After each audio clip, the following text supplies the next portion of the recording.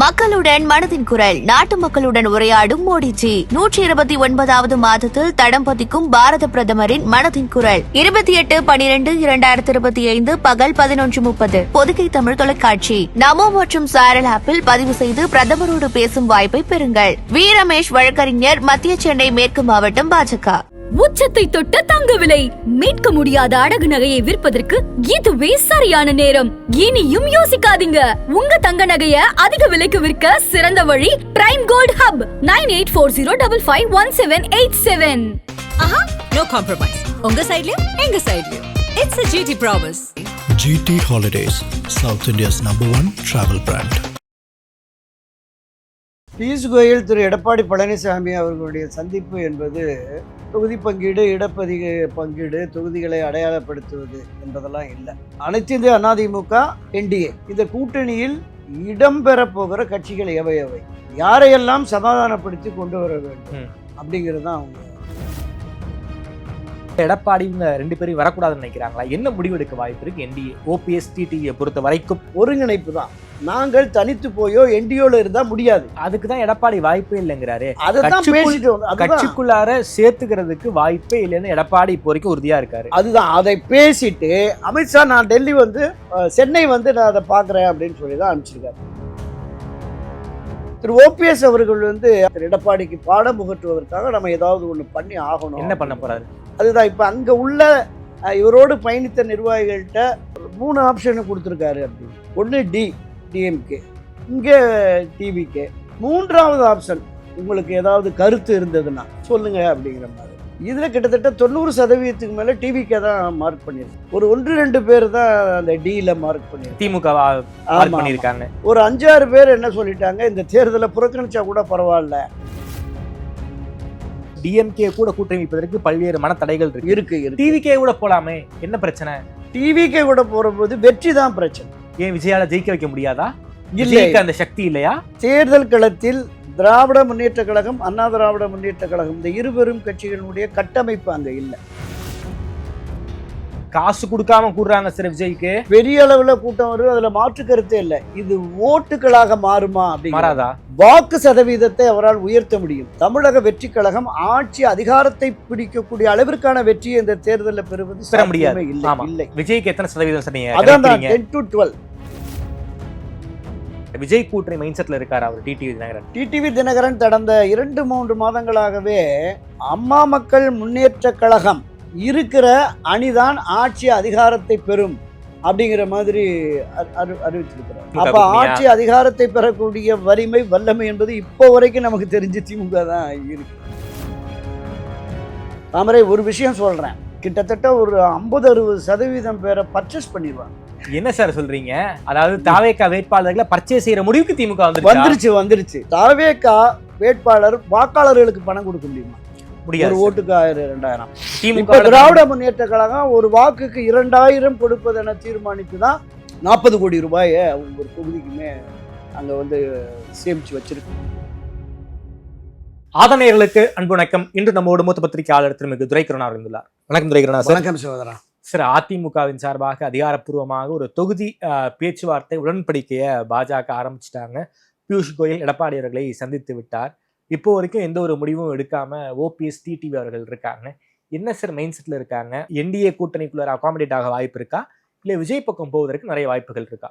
பியூஷ் கோயல் திரு எடப்பாடி பழனிசாமி அவர்களுடைய சந்திப்பு என்பது தொகுதி பங்கீடு, இடப்பதிக பங்கீடு, தொகுதிகளை அடையாளப்படுத்துவது என்பதெல்லாம் இல்லை.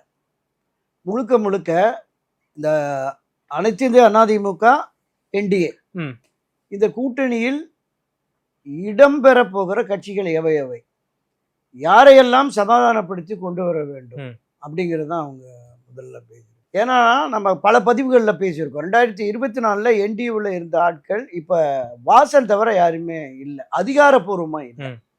அழைத்தால் போவோம் அப்படிங்கிற மாதிரி இருக்கிறாங்க.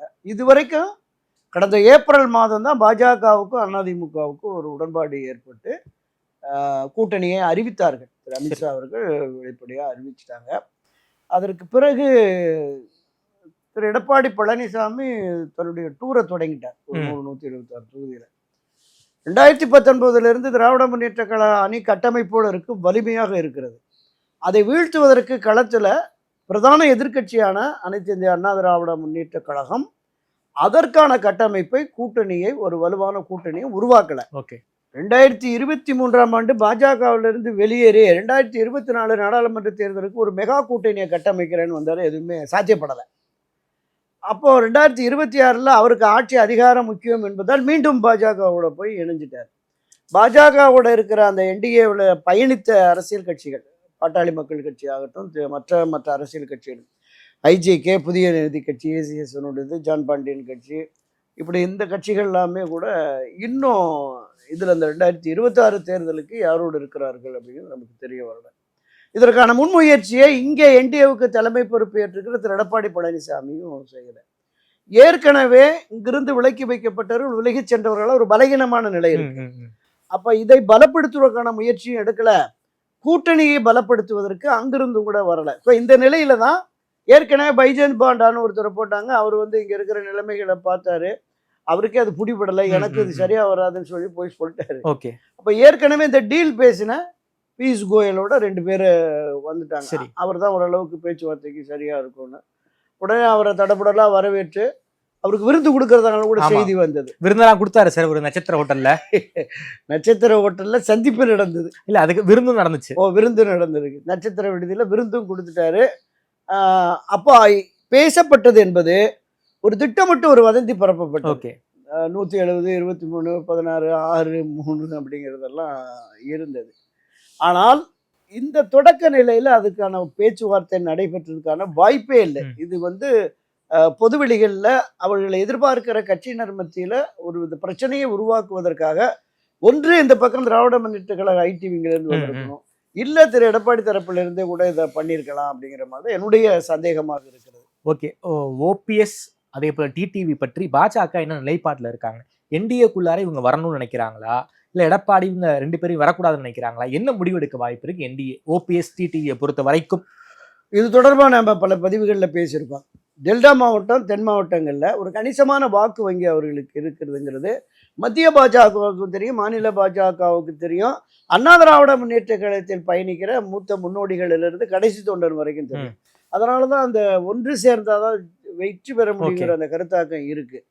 ஒரு வலிமை மிக்க ஒன்றுபட்ட அதிமுக தான் திமுகவை தேர்தல் களத்தில் தோற்கடிக்க முடியும் என்கிற நம்பிக்கை பொதுவெளிகளில் மக்கள் மத்தியில வாக்காளர்கள் மத்தியிலையும் இருக்கு. அப்ப இந்த நிலைப்பாட்டை உருவாக்காமல் நமக்கு வெற்றி சாத்தியமில்லை என்று பாரதிய ஜனதா கட்சியும் கருதி தான் இதற்கான வேலை திட்டத்தை தொடங்கியிருக்காங்க. திரு எடப்பாடி பழனிசாமியினுடைய பிடிவாதம் காரணமாக அது சாத்தியப்படலை, கைகூடலை.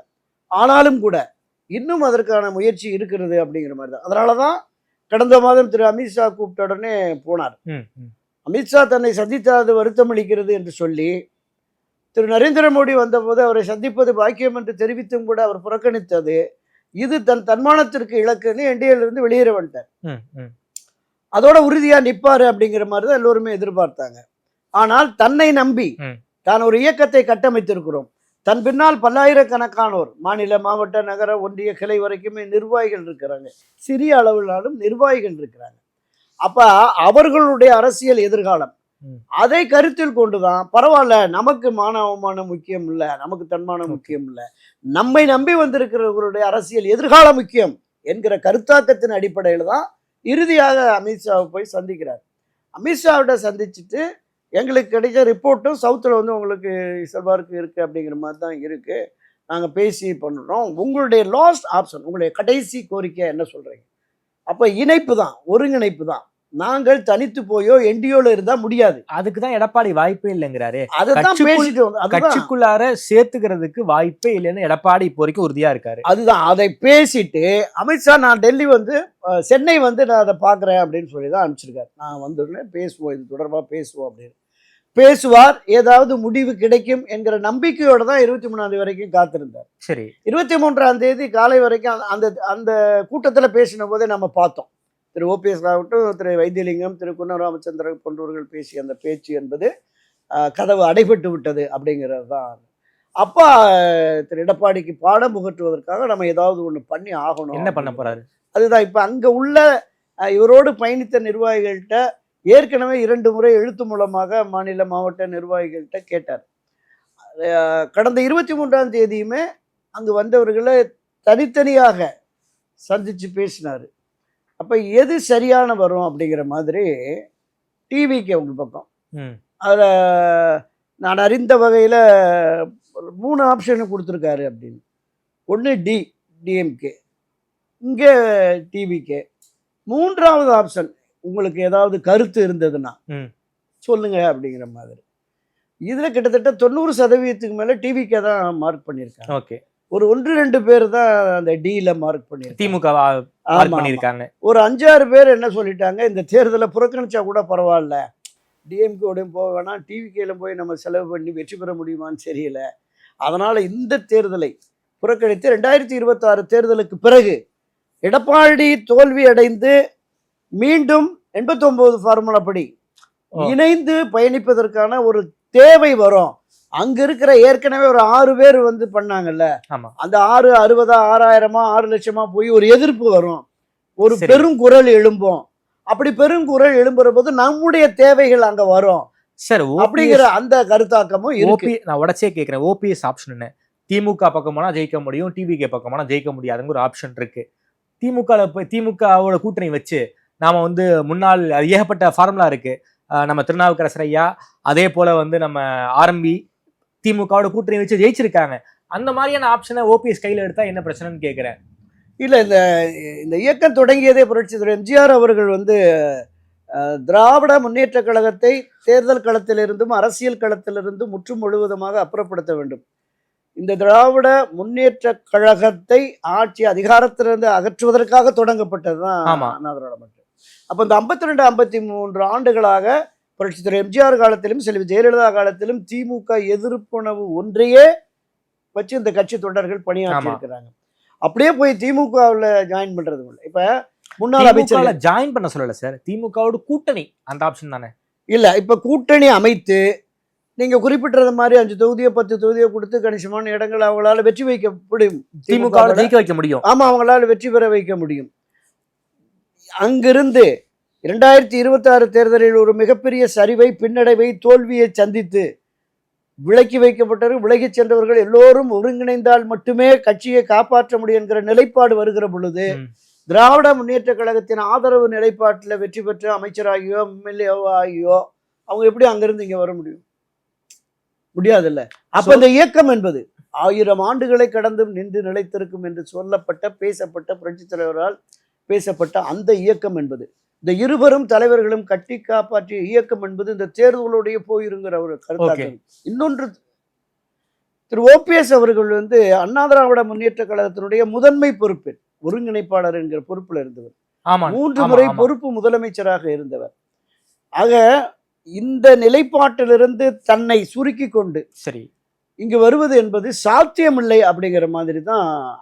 அதனாலதான் நான் சொன்னேன், டிவிகே என்பதை கூட ஒரு ஆப்ஷனா வச்சுக்குவோம் அப்படின்னு. ஜெயிக்கலனாலும் எடப்பாடியை தோற்கடிப்பதற்கு ஏதாவது ஒரு அரசியல் டிஎம்கே கூட கூட்டணி வைப்பதற்கு பல்வேறு மன தடைகள் இருக்கு. டிவிகே கூட போலாமே, என்ன பிரச்சனை? டிவிகே கூட போறபோது வெற்றி தான் பிரச்சனை. ஏன் விஜயால ஜெயிக்க வைக்க முடியாதா? இல்லை, அந்த சக்தி இல்லையா? தேர்தல் களத்தில் திராவிட முன்னேற்ற கழகம், அண்ணா திராவிட முன்னேற்ற கழகம், இந்த இருவரும் கட்சிகளுடைய கட்டமைப்பு அங்க இல்ல. கூட்டம் கூடுதல சார். அதுதான் விஜய் எங்க போனாலும் விஜயை பார்ப்பதற்கு கூட்டம் கூடுறாங்க. விஜய்க்கு நாங்க ஓட்டு போடுறோம் சொல்ல இல்ல, பெருமளவு கூட்டம் இருக்கு, அது எந்த மாற்று கருத்துமே இல்ல. காசு கொடுக்காம கூடுறாங்க சார் விஜய்க்கு. பெரிய அளவுல கூட்டம் வருது, அதுல மாற்று கருத்தே இல்ல. இது ஓட்டுகளாக மாறுமா? அப்படி மாறாதா? மாறும். எப்படின்னா, ஒரு தொகுதிக்கு 20,000 30,000 50,000 ஏன் 1 லட்சம் ஓட்டு கூட வாங்குவாங்க டிவிகே வேட்பாளர். 1,05,000 ஓட்டு வாங்கிட்டு ஒரு திமுக வேட்பாளரோ அல்லது காங்கிரஸ் மற்ற வேட்பாளரோ ஜெயிச்சுட்டு போயிடுவாங்க. வாக்கு சதவீதத்தை அவரால் உயர்த்த முடியும். என்னை பொறுத்தளவுல எனக்கு உள்ள இந்த கிட்டத்தட்ட ஒரு 50 ஆண்டு கால அரசியல் பயணத்தில் நான் அறிந்த வகையில தமிழக வெற்றி கழகம் ஆட்சி அதிகாரத்தை பிடிக்கக்கூடிய அளவிற்கான வெற்றியை இந்த தேர்தலில் பெறுவது இல்லை. நான் தொடக்க காலத்துல நம்ம பேசுற போது சொன்னேன், ஒரு 5% 7%. அப்புறம் இந்த பிரச்சாரங்கள் நீங்க சொல்ற இந்த கூட்டங்கள்லாம் பாக்குற போது ஒரு 10-12% இப்போ அதோட தான் நிக்குது. விஜய்க்கு எத்தனை சதவீதம் சொன்னீங்க? அதான் 10 to 12 12% வாக்குகளை பெற முடியும். ஓகே. அவரை பின்பற்றி இருக்கிற அந்த அவருடைய விஜய் இயக்கத்திலிருந்து ரசிகர்களாக வந்திருக்கிறார். இதை தாண்டி பொதுவெளிகளில் அரசியலுக்கு பொறுப்புகளுக்கு வர விரும்புகிற புதிய இளைஞர்கள், ஒரு 18லேருந்து 25 வயசு, அவருடைய ரசிகர்கள் இல்லாத இளைஞர்கள், இந்த வாக்குகளை தாண்டி பெண்கள் வாக்கும் ஓரளவுக்கு இருக்குது அப்படின்னு தான். அப்போ இதில் குறிப்பிட்ட அளவில் நான் சொன்ன அந்த 10லேருந்து 12% வாக்குகளை பெற முடியும். அது வெற்றிக்கான வாக்குகளாக இருக்காது. நம்ம பல பதிவுகளில் நான் குறிப்பிட்டிருக்கேன். 234 தொகுதிகளிலும் அவர் களத்தில் நிறுத்துகிற வேட்பாளர்கள் இருக்காங்கல்ல. இப்போ வெளியிலிருந்து திரு செங்கோட்டையன் போன்றவர்கள் ஒரு 10-30 பேர் அறிமுகமான முகங்களாக இருக்கலாம்.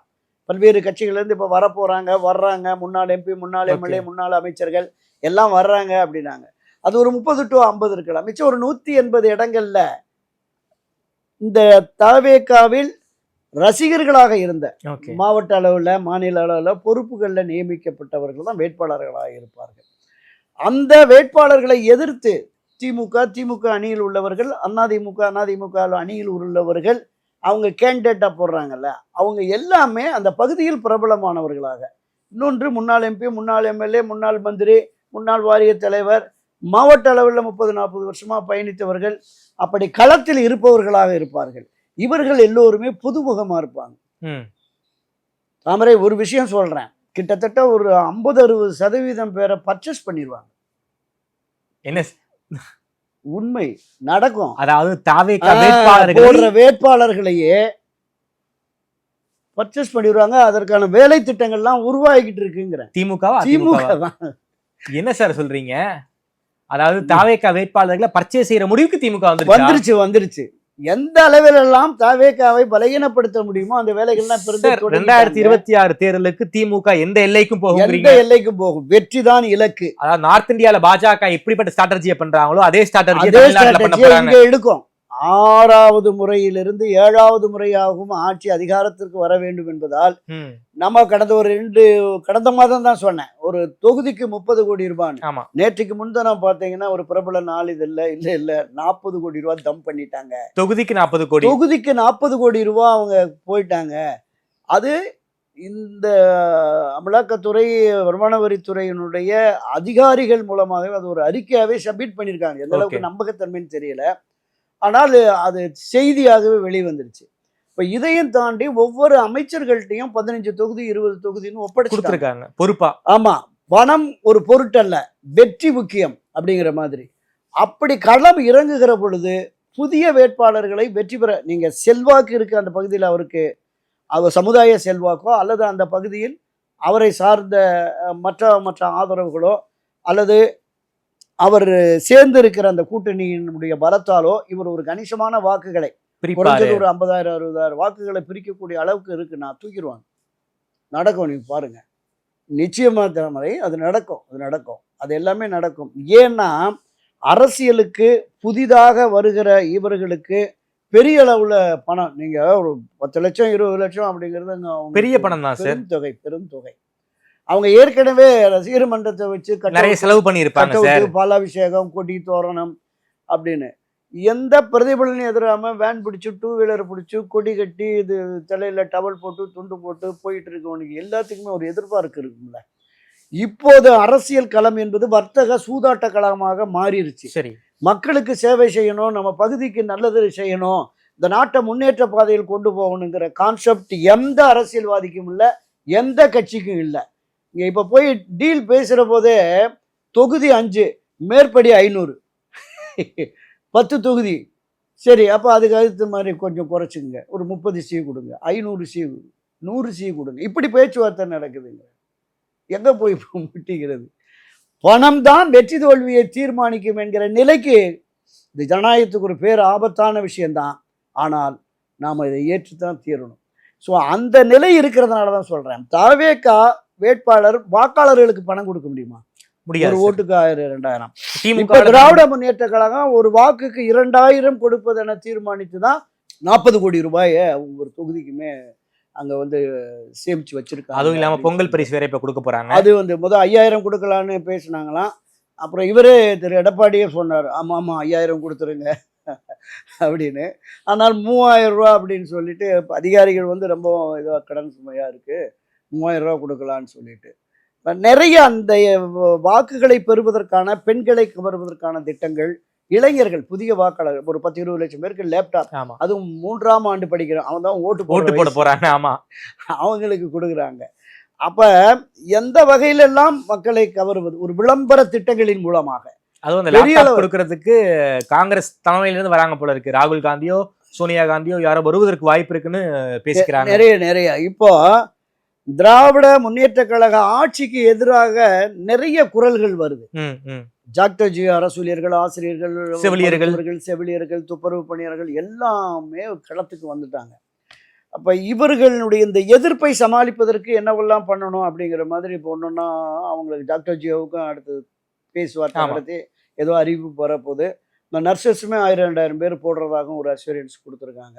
இதை ஒரு புறம் சரி பண்ணிட்டு களத்துல 8 மாசம் முன்னாடியே இறக்கி விட்டாங்கல்ல, நம்ம பேசணும்ல 234 தொகுதிகளுக்கும் தேர்தல் பொறுப்பாளர்கள் பொறுப்பாளர்கள் ஒரு தொகுதிக்குன்னு நியமிச்சுட்டாங்க.